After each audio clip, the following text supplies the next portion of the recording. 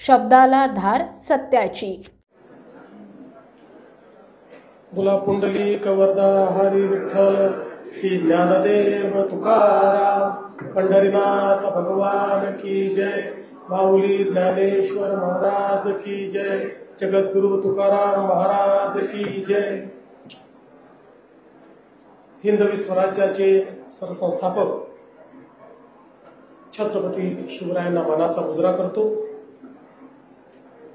आज संत श्रेष्ठ श्री ज्ञानेश्वर महाराजांच्या 750व्या जयंतीच्या निमित्ताने सुवर्ण कलश आरोहण आणि पूजन या अतिशय नेत्रदीपक सोहळ्यामध्ये मंचावर उपस्थित असलेले महाराष्ट्राचे लोकप्रिय उपमुख्यमंत्री आणि ज्यांनी सांगितलं की ते उपमुख्यमंत्री म्हणून नाही तर एक वारकरी म्हणून मी आलो आहे, असे सन्माननीय श्री एकनाथ शिंदेजी, आमचे सहकारी मंत्री जयकुमार गोरेजी, या संस्थांचे अध्यक्ष जिल्हा व सत्र न्यायाधीश श्री महेंद्र महाजनजी, माननीय नीलमताई गोरे, आपण सर्वच ज्यांचं मार्गदर्शन घेतो ते या संपूर्ण वारकरी संप्रदायाचे अर्धव्यू श्री मारुती महाराज कुरेकरजी, त्याचप्रमाणे श्री नारायण महाराज जाधवजी, या ठिकाणी प्रमुख विश्वस्त योगी निरंजननाथ गुरु शांतीनाथ, विश्वस्त डॉक्टर श्री भावार्थ देखणे, विश्वस्त ॲडव्होकेट राजेंद्र उमा, विश्वस्त श्री चैतन्य लोंढे, विश्वस्त ॲडव्होकेट रोहिणीताई पवार, श्री पुरुषोत्तम पाटील, खासदार श्रीरंगप्पा बारणे, आमदार महेशदादा लांडगे, आमदार बाबाजी काळे, आमदार उमाताई खापरे, आमदार बापूसाहेब पठारे, आमदार देवेंद्र कोठे, या ठिकाणी उपस्थित सर्व दानशूर दानवीर असे आमचे नागरिकगण, सर्व भगिनी आणि बंधूंनो, सर्वप्रथम आपल्या सर्वांना मी भारताच्या स्वातंत्र्य दिनाच्या खूप खूप शुभेच्छा देतो आणि आपलं स्वातंत्र्य चिरायू हो अशा प्रकारची ज्ञानेश्वर माऊलींच्या चरणी प्रार्थना देखील करतो। आणि आज जन्माष्टमीचा दिवस आहे। आपल्याला माहिती आहे की योगेश्वर श्रीकृष्णाला आपण पूर्ण अवतार मानतो आणि या पूर्ण अवताराने ज्या प्रकारे जीवनाचा मार्ग आपल्याला दाखवला आणि कुरुक्षेत्राच्या मैदानामध्ये ज्यावेळी पार्थ लढायला तयार नव्हता आणि धर्मयुद्ध मी लढू शकत नाही असं सांगत होता, त्यावेळी विश्वरूप दर्शन देत जगातलं सगळ्यात मोठं ज्ञान भगवत गीता ही योगेश्वर श्रीकृष्णांनी सांगितली आणि त्याच पवित्र दिवशी ही गीता सामान्यातल्या सामान्यापर्यंत मराठीमध्ये ज्यांनी पोचवली, हे वैश्विक ज्ञान सामान्य माणसापासून जे कदाचित दूर होतं ते त्याच्यापर्यंत पोचवलं, अशा ज्ञानेश्वर माऊलींच्या या मंदिराच्या कळशाचं आरोहण, सुवर्ण कळशाचं आरोहण हे आज होत आहे। यापेक्षा सुंदर अशा प्रकारचा योगायोग हा दुसरा कुठलाच असू शकत नाही आणि म्हणून मी सर्व विश्वस्त मंडळीचं मनापासून अभिनंदन करतो आणि त्यांचे आभार देखील मानतो। खरं म्हणजे अध्यक्ष तर प्रत्यक्ष न्यायाधीश महोदय आहेत, पण सगळे जे विश्वस्त आहेत, मला अतिशय आनंद वाटतो की ही नवीन पिढी आहे, सगळे सुशिक्षित आहेत, शिकले सवरले आहेत आणि लौकिक ज्ञानासोबत आध्यात्मिक ज्ञान देखील यांनी सर्वांनी प्राप्त केलेलं आहे. वारकरी संप्रदायाची जी मूल्य आहे त्या मूल्यानुरूप काम करण्याचा प्रयत्न करणारे असे सगळे विश्वस्त या ठिकाणी लाभले. आणि म्हणूनच मला असं वाटतं की इतकं चांगलं सुवर्ण कलशाचं काम या ठिकाणी होऊ शकलं. आणि शिंदे साहेबांनी सांगितलं खरं आहे की केवळ घोषणा झाली आणि अनेक दानशूर सर्व आपल्यासारखी मंडळी ही पुढे आली आणि आपापल्या परीनं प्रत्येकाने त्या ठिकाणी दान दिलं. मी तर असं म्हणेल याला दान म्हणणं योग्य नाहीये, हे आपलं समर्पण आहे. प्रत्येकाने आपापलं समर्पण दिलं आणि त्या समर्पणातनं हा सुवर्ण कलश या ठिकाणी उभा राहिला. आणि या समर्पणामध्ये कलशाचं काम हे आमच्या शिंदे साहेबांनी केलं, हे देखील अत्यंत महत्वाचं आहे. आणि आज एकीकडे सुवर्ण कलशाचं आपण आरोहण केलं आहे, त्याचं पूजन केलेलं आहे. आणि मगाशी योगीजींनी सांगितलं की देशामध्ये बोटावर मोजणारी मंदिरं आहेत की ज्या ठिकाणी संपूर्ण सुवर्णाचा कलश आहे. सुवर्ण कलश तर अनेक ठिकाणी आहे, पण संपूर्ण सुवर्णाचा कलश हा फार कमी ठिकाणी आहे. आणि आज त्यामध्ये आळंदीची भर या ठिकाणी पडली आणि माऊलीच्या या मंदिराची भर पडली. ही खरोखर आपल्या सगळ्यांकरता आनंदाची गोष्ट आहे. आणि त्यासोबत जे मुख्य द्वार आहे त्याचंही आपण या ठिकाणी पुनरुज्जीवन करण्याकरता भूमिपूजन केलेलं आहे.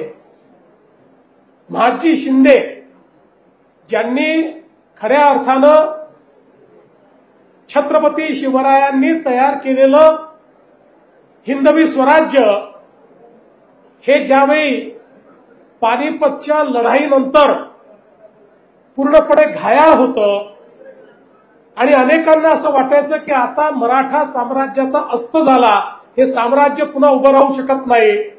अशा काळामध्ये पुन्हा एकदा त्या साम्राज्याला जोर देत केवळ 10 वर्षामध्ये दिल्लीचं तख्त पुन्हा एकदा जिंकणारे महाजी शिंदे होते. आणि म्हणून त्यांच्यासारखा योद्धा, त्यांच्यासारखा व्यासंगी, त्यांच्यासारखा कवी, त्यांच्यासारखा गीतकार, त्यांच्यासारखा गझलकार, त्यांच्यासारखा या ठिकाणी नाट्यकर्मी, तुम्ही सांगा ती विधा आणि सांगा ती कला, ज्या शौर्य आणि प्रतापी अशा व्यक्तीला त्या ठिकाणी उपलब्ध होती, अशा महाजी शिंद्यांच्या या बहादराचं देखील आज भूमिपूजन झालंय. आणि आनंदाची गोष्ट आहे की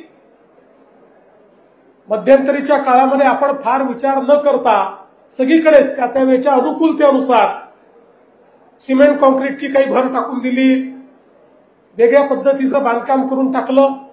त्यामुळे याचं जे अभिजात सौंदर्य आहे ते कुठेतरी कमी झालं होतं. पण आता या पुनर्निर्माणामुळे ते सौंदर्य देखील पुनर्प्राप्त होईल. आणि म्हणून मी त्याही करता विश्वस्तांचा अतिशय मनापासून या ठिकाणी आभार मानतो. आणि सगळ्यात महत्वाचं म्हणजे जे ऑडिओ बुक या ठिकाणी आपण तयार केलंय ते आपलं खूप मनापासून आभार मानेन, आपलं अभिनंदन करेन. खरं म्हणजे या ठिकाणी आमचं जे गीतेचं तत्वज्ञान आहे, हे तत्वज्ञान खऱ्या अर्थानं जगातलं सर्वोत्तम तत्वज्ञान आहे. आणि आज केवळ आम्ही हे सांगत नाही, तर जगातल्या प्रगत देशांमध्येही हे तत्वज्ञान स्वीकारलं जात आहे. आणि असं हे तत्वज्ञान, ज्या तत्वज्ञानाला 9000 ओव्यांच्या माध्यमातून आपल्या जनसामान्यांपर्यंत माऊलींनी पोचवलं आणि त्याला अगदी सोप्या शब्दामध्ये त्यातलंही तत्वज्ञान हे पसायदानाच्या माध्यमातून आपल्यापर्यंत आणलं. मला असं वाटतं की ते आता सगळ्या भाषांमध्ये या ठिकाणी उपलब्ध होणार आहे. आणि केवळ भारतीय भाषा नाही तर रशियन असेल, स्पॅनिश असेल, जर्मन असेल, त्याला अगदी सोप्या शब्दामध्ये त्यातलंही तत्वज्ञान हे पसायदानाच्या माध्यमातून आपल्यापर्यंत आणलं. मला असं वाटतं की ते आता सगळ्या भाषांमध्ये या ठिकाणी उपलब्ध होणार आहे.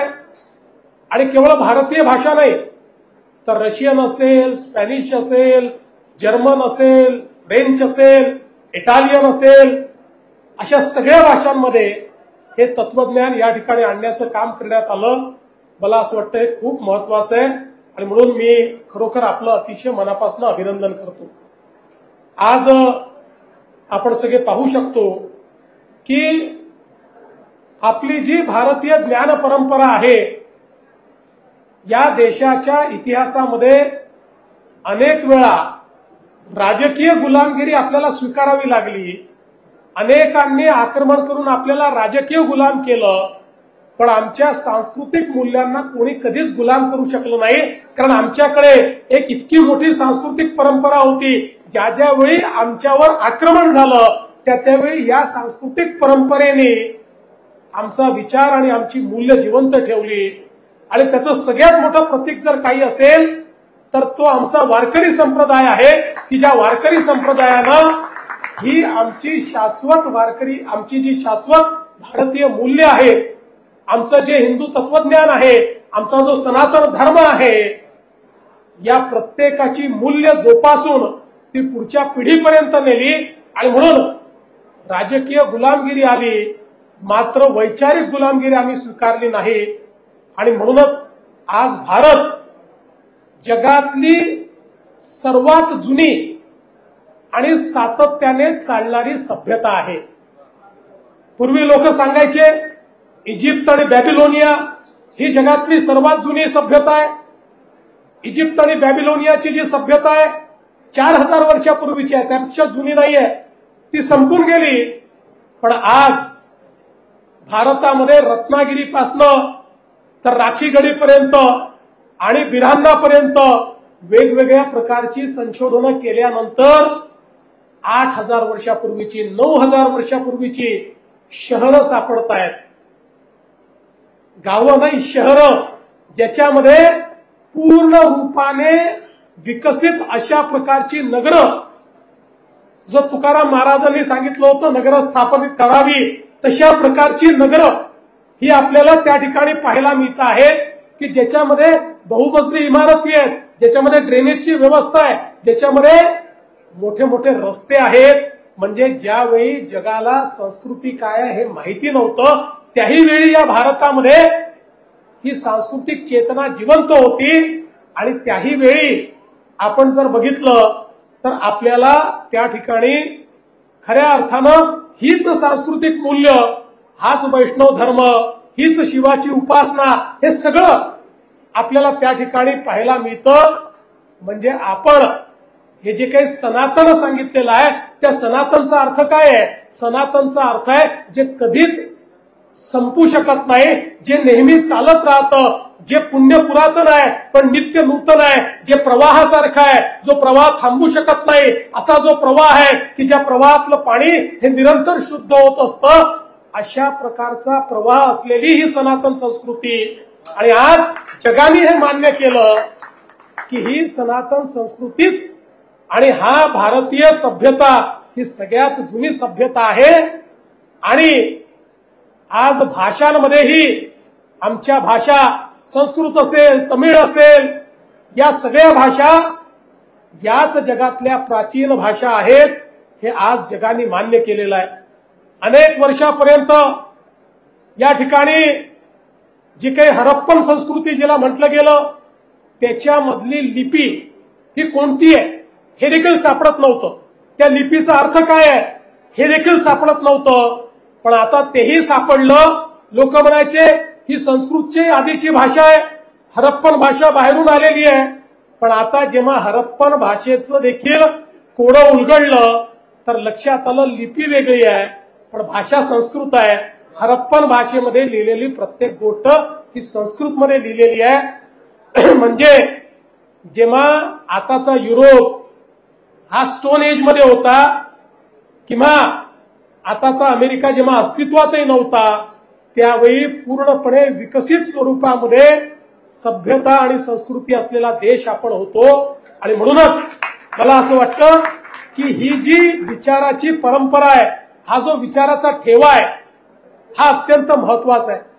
आणि विशेषतः या वारकरी परंपरेने आणि आमच्या संतांच्या मांदियाने आम्हाला काय दिलं, आपण बघा या देशाच्या इतिहासामध्ये जेव्हा जेव्हा आम्ही वेगवेगळ्या गटांमध्ये खंडित झालो, कधी जातीमध्ये, कधी अजून कुठल्या तरी वेगवेगळ्या प्रथांमध्ये आम्ही ज्यावेळेस विभाजित झालो, आम्ही ज्यावेळी एक प्रकारे मनुष्यांमध्ये भेद करायला लागलो, त्यावेळी आम्ही गुलामगिरीमध्ये गेलो. आणि त्यावेळी संतांनी आम्हाला शिकवण दिली की आपल्याला एकत्रित राहायचं आहे.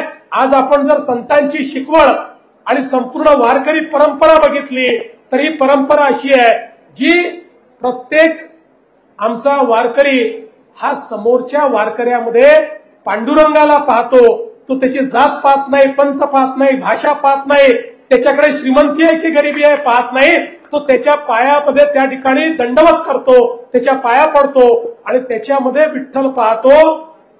ही जी काही संस्कृती आम्हाला दिलेली आहे, ज्ञानेश्वर माऊलींना देखील संन्यासाची मुलं म्हणून त्या ठिकाणी हिणवलं गेलं. त्या वेळेच्या समाजाने अनेक प्रश्न उभे केले आणि या प्रश्नांमध्ये जेव्हा समाज विभाजित झाला त्यावेळी आम्ही गुलामगिरीकडे गेलो. आणि म्हणून संत समाजाने आमच्या सगळ्या समाजाला सांगितलं आपल्याला एकत्रित राहावं लागेल, तरच आपण एकत्रित विकास करू शकू, तरच आपण एक चांगला समाज तयार करू शकू. आणि हीच संतांची शिकवण, ही शाश्वत शिकवण आहे. आणि माऊलींची शिकवण देखील तीच शिकवण आपल्याला या ठिकाणी मिळालेली आहे.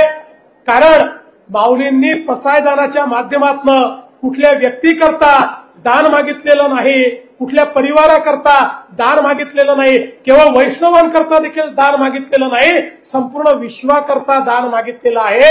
ही विचार करण्याची जी काही श्रीमंती आहे ती श्रीमंती आपल्याला त्या ठिकाणी माऊलींच्या ठायी दिसते, ती आमच्या संतांच्या ठायी दिसते.